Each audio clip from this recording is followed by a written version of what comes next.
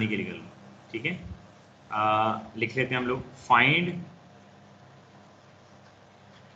Find the slope of the line perpendicular to the line. Find the slope of the line, क्या मतलब, slope of the line का मतलब है, यहाँ देखिए इसको मैं एलेबोरेट करता हूँ, माइंड में रख लीजिएगा।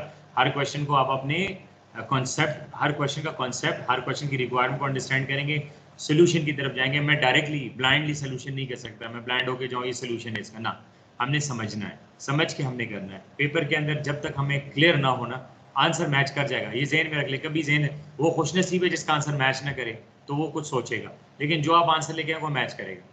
अब वहां पर कौन सा आंसर करेक्ट है, वो आपके फार्मूले पे, वो आपके कॉन्सेप्ट पे, वो अगर कॉन्सेप्ट आपको क्लियर है तो आंसर जो मैच कर गया वही आंसर है। लेकिन अगर फॉर्म आपके पास जो है ना, वो जस्ट आप जिसको आप तुक्का कहते हैं, जैसे हम लोग गैस करते हैं, अगर आप गैस करते हो आपका आंसर मैच कर जाए तो उसका मैं कुछ कह नहीं सकता, ठीक है। इसको जहन में रखिए, ये लिखा हुआ है, देखिए लिखा हुआ है यहाँ पे। इसको मैं इस तरह कर सकता हूँ, इसको मैं इस तरह लेबोरेट कर दूँ, the slope of the line. इसका मतलब हुआ, ये वो पूछ रहा है, find out the slope of a straight line।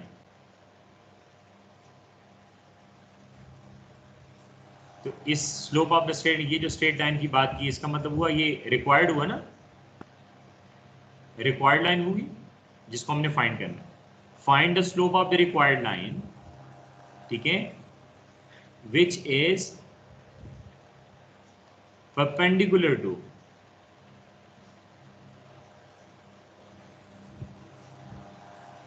ठीक है, ये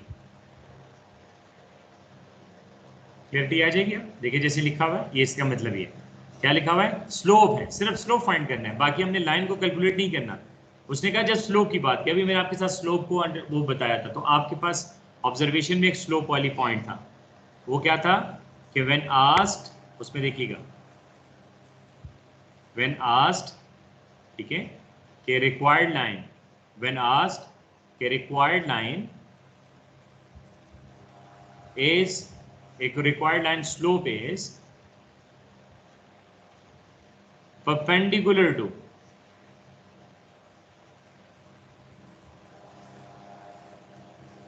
the given line। given line क्या है हमारे पास, 3y minus 4, 3x minus 4y plus 5, ठीक है, ये आपके पास है। क्लियर हो जाएगा। ये जो पॉइंट, जो क्वेश्चन उसने बताया हुआ है, उस क्वेश्चन की एक्सप्लेनेशन क्या है, वो बेसिकली ये है।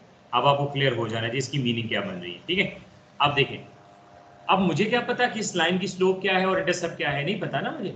3y minus 4, 3x minus 4y plus 5, मुझे नहीं पता कि ये question of the straight line है।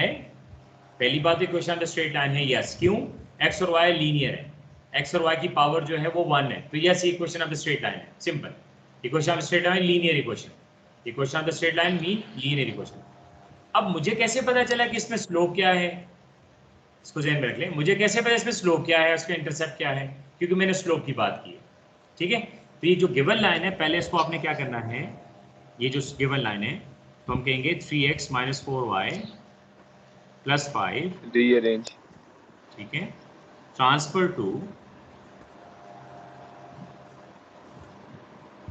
y is equal to mx plus c। कल हम लोगों ने क्वेश्चन किया हुआ था y in terms of x, y in terms of x। क्यों करना चाह रहे हैं? क्योंकि हमेशा इक्वेशन ऑफ स्ट्रेट लाइन जो होता है वो y में, उसमें y डिपेंडेंट होता है और x क्या होता है, इंडिपेंडेंट होता है। क्लियर करें इस चीज को, ठीक है। तो हमने पहले क्या करना है, इस लाइन को हमने कन्वर्ट करना है किसमें, y equal to mx plus c में। इजीली हो जाएगा ना, जिनके हम लोगों ने कल एग्जाम्पल किया था, वो find out y, equation of y in terms of x, तो मैं इसको इन टर्म्स ऑफ x के अंदर ट्रांसफर कर रहा हूँ। तो यहाँ क्या हो जाएगा, यहाँ से देखें, मैं y को लेके जाता हूँ उस तरफ। अब आपको जगह अगर प्लस माइनस में भी प्रॉब्लम हो तो काइंडली मुझे बता दिया करें साथ साथ। तो मैं इसको ऐसे लिखता हूँ, ये 4y आ जाएगा जीरो साइड पे, यानी इक्वल टू के दूसरी साइड पे आएगा, तो प्लस 4y हो जाएगा, और ये एज इट इज रह जाएंगे, ठीक है। ये 4y नेगेटिव का है, ये मैं लेके गया जीरो साइड पे, मल्टीप्लाई नहीं किया मैंने, काइंडली इसको क्लियर कर लें। ये प्लस है, माइनस है, इस साइड पे आके प्लस हो जाएगा। अगर डिवाइड वगैरह हो तो फिर बात और होती। तो ये आपके पास जो लाइन आपके पास बना, ये बना। अब मैंने इसको इस तरह करना है, y equal to mx plus c, तो y को इधर एज इट इज रहने दूं, तो जो आपके पास 4 है वो बोथ साइड डिवाइड हो जाएगा। तो मेरे पास जो अब लाइन की शेप बनेगी वो क्या हो जाएगी, y इज इक्वल्स टू, तो अगर 4 है, नंबर ऑफ फैक्टर्स ऊपर ज्यादा है, तो हर सिंगल फैक्टर के साथ डिवाइड हो जाएगा। ये मेरे पास बन गई equation of the straight line के फॉर्म में। अब चेक करते जाएं, ये आपका y है, यस y हुआ, ये आपके पास x है, यस ये x आ गया। तो x के साथ जो कुछ होता है उसको हम क्या नाम देते हैं, m। तो m क्या है इसमें, यस सर 3/4। 3/4 लेकिन क्वेश्चन में क्या, स्लोप लेकिन क्वेश्चन में क्या, हाँ ये स्लोप आ गई, लेकिन क्वेश्चन में रिक्वायर्ड स्लोप क्या है, परपेंडिकुलर है ना, परपेंडिकुलर। Yes sir perpendicular. तो हम लोगों ने -4/3 हाँ, हाँ इसको ज़हन में रख लें। पहली बात जी, पहली बात अगर परपेंडिकुलर है तो आप क्या कहोगे, minus reciprocal of, reciprocal of negative reciprocal ले लेंगे। माइनस रेसिप्रोकल ऑफ है। तो अगर इसका हम रेसिप्रोकल लें तो क्या आ जाएगा, 4/3, और साथ साइन क्या लेंगे, माइनस है, तो -4/3 slope of the required line, -4/3 is the slope of the required line.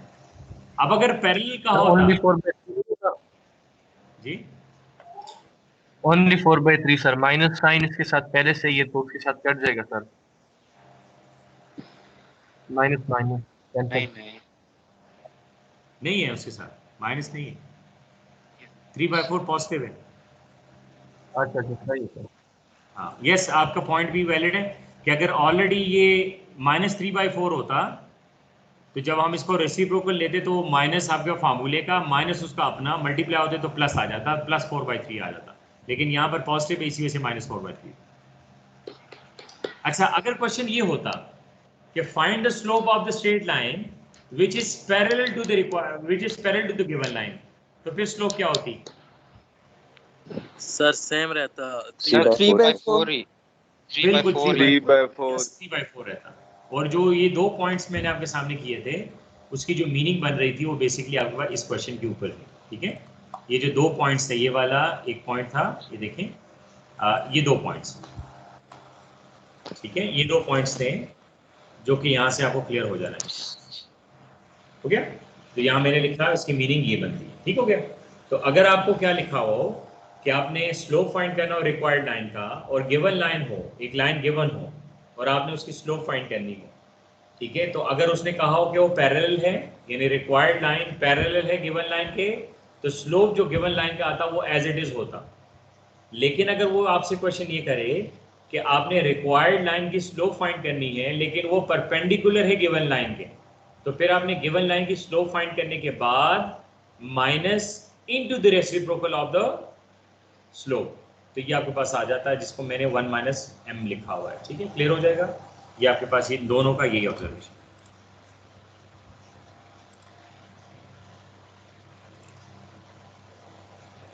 चलिए 2.4 को अगर हम चेक कर लें, इसकी मीनिंग क्या बनती है, 2.4 को देखें,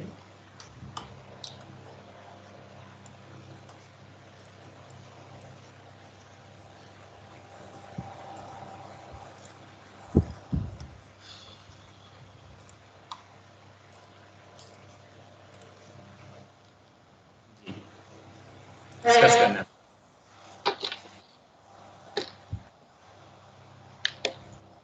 देखें, मैंने आपको बताया कि जब कभी भी हमने लाइंस, 2 लाइंस गिवन है ना, इसको मैं लाइन 1 कह देता हूँ, लेट्स से लाइन 1 गिवन है जिसको हम नाम देते हैं 3y, जैसे लिखा हुआ है एज इट इज लिख रहा हूँ, ओ सॉरी 3x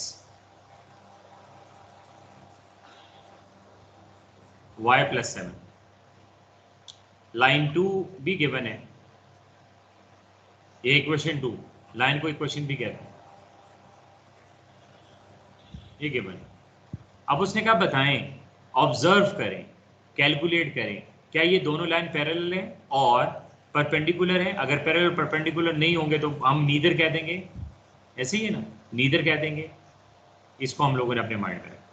नॉट पॉसिबल तब आएगा कि कॉम्प्लेक्स सिचुएशन हो जिसमें पॉसिबिलिटी ना हो स्लोप फाइंड करने की, तो हम कैसे, तो यहाँ पर आपको ये दोनों लाइन्स हैं। अब हमने क्या करना है, पहले इस लाइन को, इस वाली लाइन को स्लोप इंटरसेप्ट फॉर्म में लिखना है। सर परपेंडिकुलर है दोनों, मैंने सॉल्व कर लिया है। यार सब्र करना ना, अभी कर लेते हैं इसको।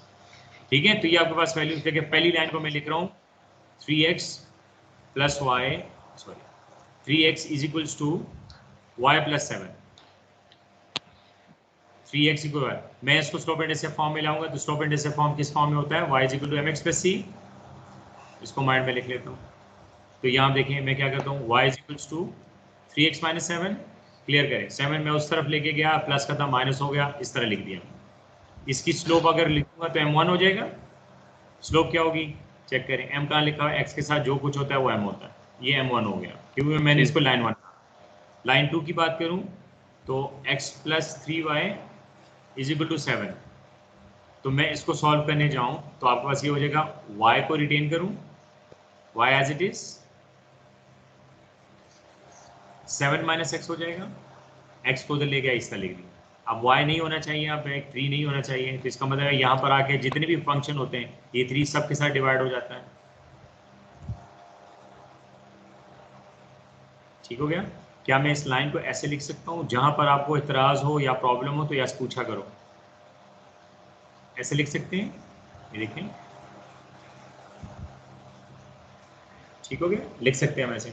Equation of the straight line के साथ करिएगा, m क्या है जी, m2 क्या हो जाएगा, -1/3। दोनों आ गए हमारे पास, दोनों की स्लोप्स आ गई। अब जब दोनों स्लोप्स आ गए तो क्या हम देख सकते हैं कि क्या हमारे पास देख सकते हैं, सबसे पहले पैरेलल,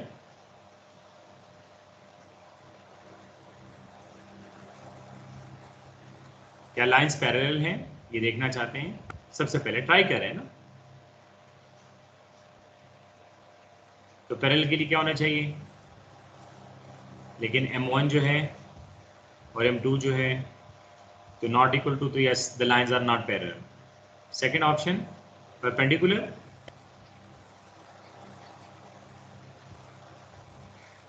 तो m1 यस सर परपेंडिकुलर है। -1, तो हम लेफ्ट हैंड साइड ले रहे हैं,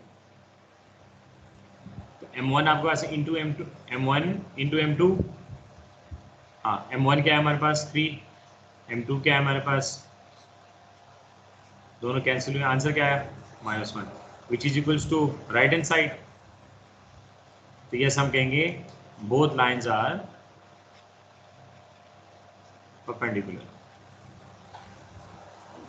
यस सर।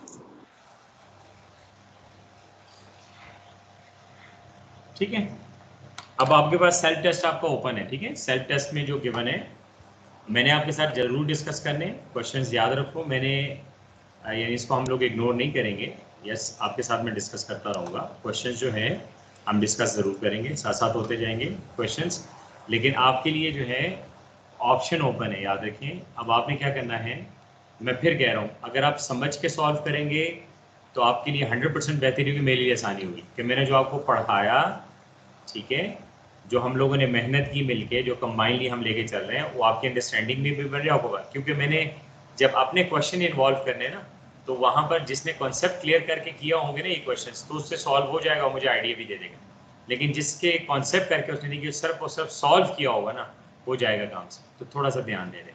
तो हमने एग्ज़ाम प्रिपरेशन करनी है, हमारे पास कोई 2-3 महीने प्रिपरेशन के नहीं होते कि हम लोग सारा कोर्स ख़त्म करने के बाद बैठ के उसको पढ़ना शुरू कर दें। आप डायरेक्ट जाओगे एग्जाम में, इसको जहन में रख लें, आप जिस प्रिपरेशन से जाओगे वो डायरेक्ट एग्जाम में जाना है आपने, ठीक है, तो आपको टाइम नहीं है, आपके पास टाइम नहीं है, तो आपने क्या करना है, इसको अंडरस्टैंडिंग के साथ अभी से इसको क्लियरिटी में लेके आना है और साथ साथ चलते जाना, ठीक है। तो 2.2 से ऑनवर्ड्स आपसे जैसे भी क्वेश्चन सॉल्व होते हो आप काइंडली करते जाएं। मैंने 2-3, 2-4 डिस्कस कर लिया, 2-2 आपके पास डिस्कस कर लूँगा, 5 और ऑन और चलता जाऊँगा, मैं आपके साथ डिस्कस करूँगा, और मुझसे अगर किसी ने सॉल्व किए तो करते रहोगा ना, तो वो मुझसे क्वेश्चन भी कर लें, सर मैंने तो ऐसे सॉल्व किया हुआ है, ठीक है। तो आप लोग कोशिश करेंगे कि आप साथ साथ लेके चलें। एक दूसरी बात है, आप क्वेश्चन पे ज़रूर आएँ, क्वेश्चन ज़रूर करें। क्वेश्चन के लिए क्या होना चाहिए कि जैसे स्टेटमेंट है मैं करना चाहूँ तो आप मुझे कह सकते हैं सर ये कैसे आप कह सकते हैं, तो मैं उसको एक्सप्लेन करूँगा, उससे आपका कॉन्सेप्ट क्लियर होगा। लेकिन अगर क्लियर है तो पूछने की जरूरत नहीं है, यस आपको क्लियर है तो हो, कोई मसला नहीं, लेकिन हमने स्टेटमेंट को जरूर क्लियर करना। ठीक हो गया? तो कल इंशाल्लाह फिर हमारी इसी पे यहाँ से स्टार्ट लेंगे, मीटिंग होगी। और याद रखिए ये 3 चैप्टर्स हैं। अब यहाँ पर चैप्टर नंबर 3 के भी कॉन्सेप्ट यूज हो रहे हैं और आपको बताऊंगा कि कैसे होता है। तो कभी इसका हरगिज मतलब नहीं चैप्टर नंबर 3 हमने फिर जाके लाइन टू लाइन पढ़ के और उसको करना होता है, बल्कि हम लोग पढ़ रहे होते हैं सारा। और ठीक है, तो ख्याल रखिएगा अपना, इंशाल्लाह हम लोग कल इसी पे। Okay sir.